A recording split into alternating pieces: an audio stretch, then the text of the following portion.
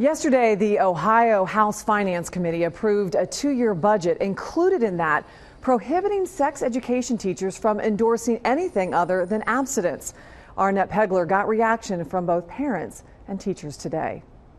When we had prohibition with alcohol, that didn't work. If we don't teach kids about drugs and alcohol, they're going to use them anyway, and then without any knowledge.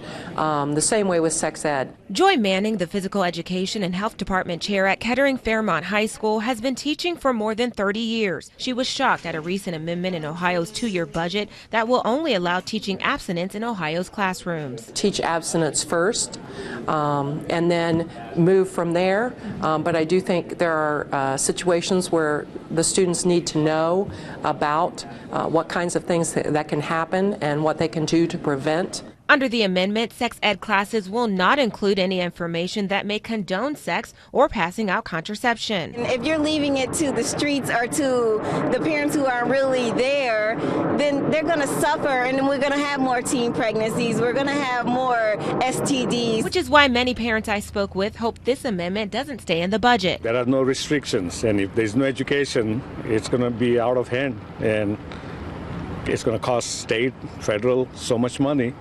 Unbelievable. I know plenty of parents that don't consider talking about that stuff with their children, and to rely on the schools to provide that. I think that's very important. Also important, according to these parents, elected officials who look out for our kids. I say there are some ways to cut the budgets.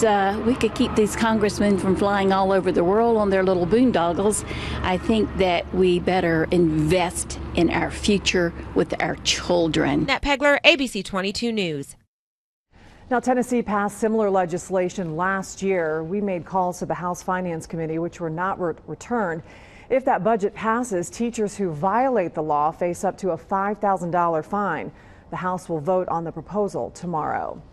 And that brings us to our question of the day. Should the state change how sex education is taught in Ohio schools?